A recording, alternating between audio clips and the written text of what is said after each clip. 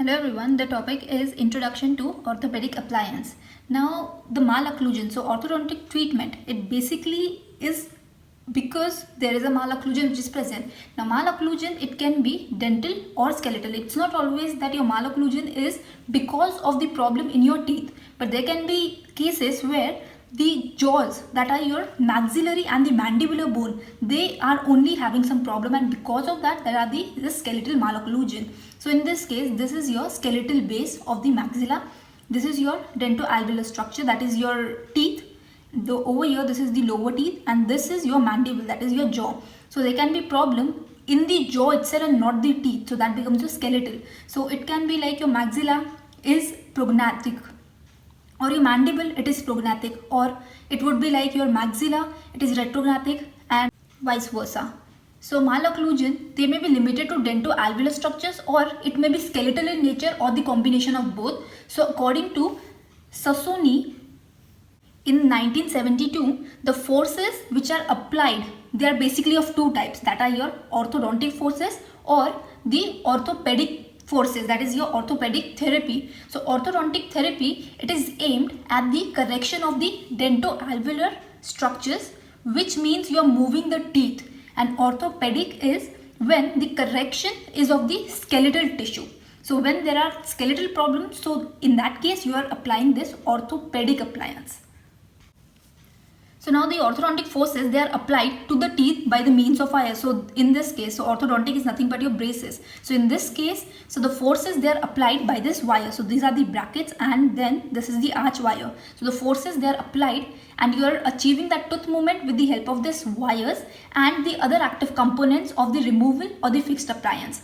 The forces which are produced by this appliance, they are light, and they have the range of 50 to 100 grams. So the range is 50 to 100 grams for your orthodontic appliances. So the orthopedic forces, they are usually extraoral, and they apply heavy forces, that is basically about 400 grams, which brings the changes in the skeletal tissue, and because of that, as the forces, they are too high. Now you can see the difference. So in the orthopedic forces, the forces, they are almost 4 times than that of your orthodontic forces, and because of that, it helps in bringing the changes in your skeletal tissues, in your bone itself. So now what is the philosophy of the orthopedic appliance? Basically the orthopedic appliance, they apply extraoral forces. So the disproportion in the size, shape, or the position of the jaw, it results in the skeletal discrepancy. It can either be in any direction, whether it can be like in sagittal direction, coronal direction, or it can be in transverse plane.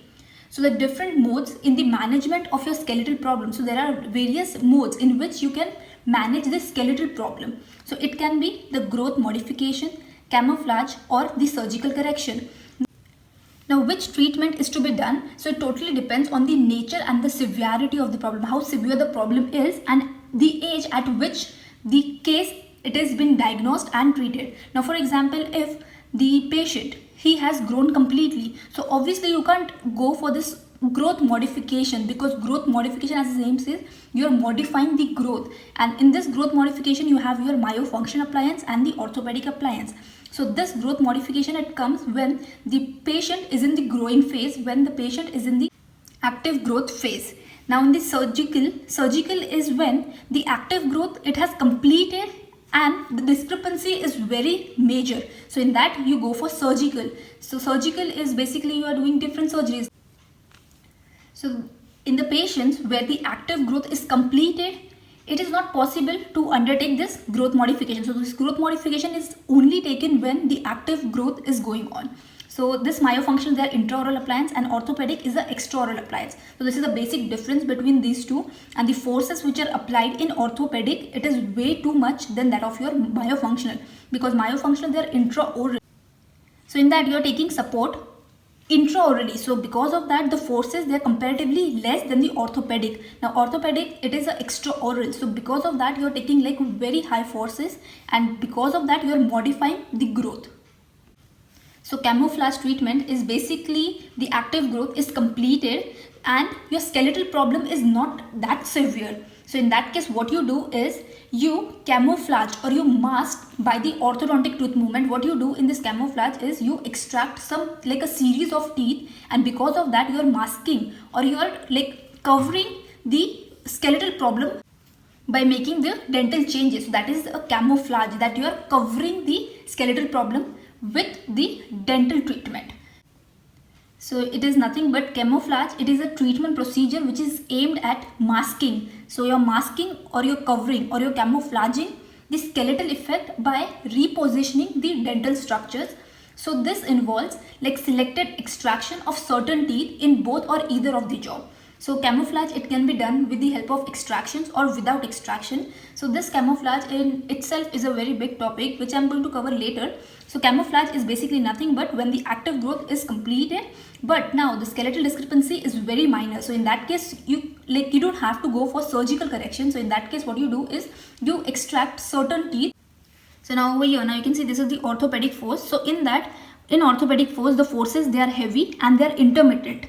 They are not continuous, whereas in orthodontic, they are light. The forces are light and they are continuous or they are interrupted. Continuous in the case of fixed appliances and interrupted in the case of removal appliances. So in this, the forces, they are above 400 grams. In this, they are below 200 grams. And because of this, they bring the change in the skeletal structures, and your orthodontic forces, they bring the change in the dental structures. Now, what are the basis for your orthopedic appliance? So what is the amount of force? So the force magnitude, it should be high, that is, it should be at least or it should be greater than 400 grams, like it should be 400 to 600 grams per side. And you can maximally go to 800 to 1200 grams per side to make sure that only the skeletal structures, they are moving and not the dental structures. Now because we have seen like in the last video about that undermining and the frontal resorption. So if the forces, they are so high on the teeth, so because of that there will be hyalinization, and which leads to your undermined resorption, and because of that it prevents the tooth movement. Now I have covered about all this in the last video, like what exactly hyalinization and everything is, and because of that we only want the results or the treatment onto the skeletal structures and not on the dental structures. Because if the forces, so if such high forces, they are onto the teeth, and because of that the tooth movement, it will ceases. So for the dental movement, the amount of force, it should range only between 100 to 200 grams per side. So this is the first point, that is the amount of force, that is it should be high, which is about like 400 grams. Now the next is duration of force. So according to most of the author, intermittent forces, they produce the skeletal changes, whereas continuous forces, they produce dental movements. So extraoral appliance, they should be worn for like minimum 12 to 14 hours a day to bring about the desired effect. So the duration is intermittent and it is around 12 to 14 hours a day. So they are usually recommended. So the appliance, so the orthopedic appliance, it is usually recommended to be worn in the evenings, because the growth hormones, they are at the peak during the evenings, and because of that there will be like faster changes which will be brought if you are using the orthopedic appliances at the time of evenings. The next is now the timing of force. So the orthopedic appliances, they are most effective during the mixed dentition period, that is your active growth phase. And the last basis for your orthopedic appliance is the direction of the forces. So the direction of force application, it should be such that it is maximizing the skeletal effect. So the forces, the direction, it should be such that it is like maximizing the skeletal effects. So if you get a SAQ like what are the principles? So the first one is they are the extraoral forces. So the first point is your extraoral forces. The next point is the forces, they are above 400 grams.